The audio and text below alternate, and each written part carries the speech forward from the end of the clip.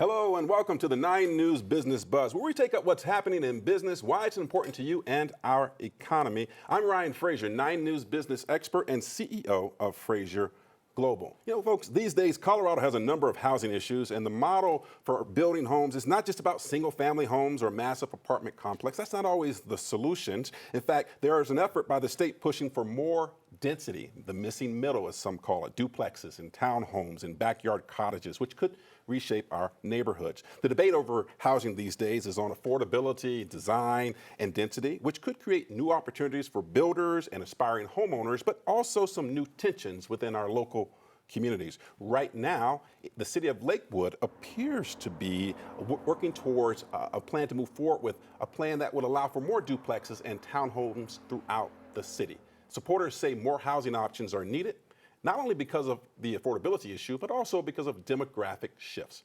However, a group of residents argue it will urbanize Lakewood and change the character of the neighborhoods. That group even started a petition drive to give more voters the ability to decide on zoning changes. A final decision on the proposal isn't likely for weeks. I'm joined by David Sinkey, CEO of Boulder Creek Neighborhoods, and Carl Koelbel, CEO of Koelbel and Company. Gentlemen, thanks for joining us. Thank you. It's good to have you. David, I want to start with you. Your company, Boulder Creek Neighborhoods, specializes in that kind of missing middle product. What does it actually take to get these types of projects approved and built in today's market? Well, that's a very good question, and what you just laid out in Lakewood is happening all across the Front Range. So the communities that we're working in, as a local, smaller builder, we're always looking for the niches of where we can bring that diversity in housing stock to the market. There are just so many confounding and constraining elements to the market today. Natural resources being one of them. With water, we're going to have to be more dense, and so there are just a lot of good reasons for the density. But as you pointed out, there are a lot of people who don't necessarily want to see the character of their fairly suburban neighborhoods change to have more density. Yeah, so you think that we're going to have to see more of it in order to meet the needs of a growing demand? I think we are. You know, affordability, the consumer in Colorado is just feeling pressure from almost every direction. The price of homes, the cost of mortgage, insurance, and property taxes are just on the rise.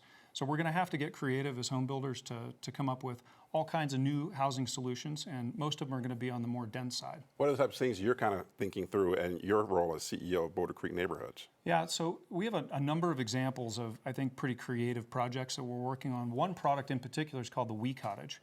And in response to the construction defect challenges that we have in Colorado, we've developed a small lot, single-family home that gets us townhome density somewhere in the neighborhood of 8 to 12 units to the acre. And this product is particularly useful because elected officials and residents in existing communities really like the way it looks, and the people that are moving into these communities really like the way these homes live. So it's a nice example of finding that missing middle. Carl, your company at Koelbel and Company has a strong focus on affordable and diverse housing projects. From your perspective, what is the biggest single barrier to getting more affordable for-sale projects out of the ground right now? Well, Ryan, right now there's a number of things. The biggest one is money. Most of the subsidies for affordable housing are actually for rental, whether it's low-income housing tax credits or the newly created state middle-income housing authority. Those funding solutions really are tailored to for-rent projects. The type of for-sale affordable housing is really expensive because there's no public subsidy to be able to support it. So what we should be looking for are market-based solutions, and David talked about it. A lot of it's density, right? Can we create it? Think about a condo, right, versus a single-family home. That condo has 3 or 4 shared walls, right? So my cost of my exterior skin is less on a per square foot basis. I can make the units smaller, so that helps. And also the way that the fee structure is lined up in most of these cities and municipalities, the cost of tap fees and building permit fees is less for condos or attached product than they are for single family homes. Yeah. Now, when I think affordable housing, and a lot of people hear affordable housing, they think lower quality housing, right? But it doesn't have to mean that. Absolutely not, Like, no. how do you all look at affordable housing and making it something that, mixes well into, good quality neighborhoods? Nobody's building Cabrini Green anymore, right? When people think about affordable housing, that's kind of the reference point, but it's not. Most people would drive around and you'll see these affordable housing communities and not even know that they're affordable. They're mixed into the fabric of our communities, and they're absolutely necessary, right? We want our firemen, our teachers, we want them to be able to live in the communities that they serve, and I think importantly, we want them to be able to afford to buy a home instead of just rent. So I think it's important to think about the type of residents that are going to live in these homes. They're people that serve our communities, and we want them to live in those communities. Speaking of living in these communities, Carl, many of the new state and local policies are pushing, as we've talked about, for more density along major transit corridors to create more walkable communities. What is the business community's role in ensuring that this new type of development doesn't just create housing, but also more small businesses, grocery stores, amenities that really turn these buildings into a real complete neighborhood? Well, I think we're going to follow, real estate is downstream of demand, right? And so we can't build something that the field of dreams concept, business, build it and they will come, doesn't work for real estate. So rooftops, the kind that are going to show up when we build housing and we build more dense housing, are going to naturally generate demand for retail, for groceries, and I think we as the business community are there to support and build that. We need sometimes the help of the municipalities, though, to help push this in the right area.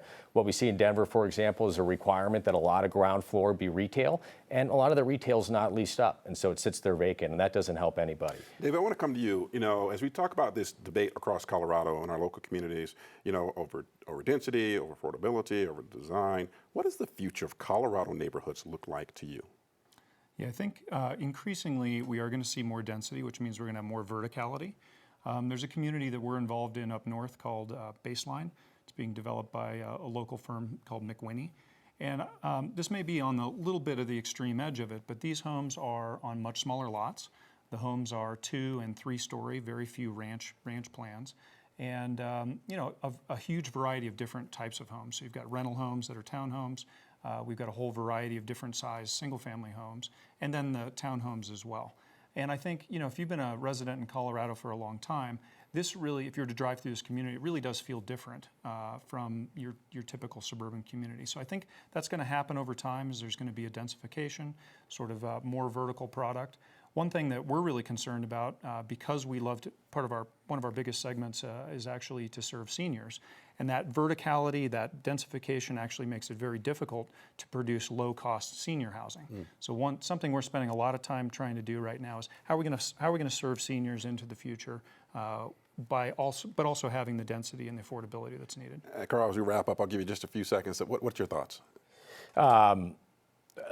So on the future neighborhoods. On the future neighborhoods, I would say one of the things that we should look at is office right now. Office is going through a major shift as a real estate sector, and we should be rezoning that office or allowing it to turn into residential. Okay, well, David, Carl, we got to keep it moving. I want to thank David Sinkey of Boulder Creek Neighborhoods and Carl Koelbel with Koelbel and Company. We'll have to have you guys on again because there's so much more I want to talk about with you. So the debate over housing is no longer just about interest rates. It's about the future of our neighborhoods. The challenge for leaders and builders now is to find the right way to create housing we desperately need while preserving the character of the communities we love. As business keeps buzzing here in Colorado, our goal is for you to stay informed, be engaged, and to get ahead of the game. So be sure to stay tuned for future in-depth discussions of business news and discussions here on the Business Buzz. Well, again, thanks David and Carl for joining us for the 9 News Business Buzz. I'm Ryan Frazier. Lauren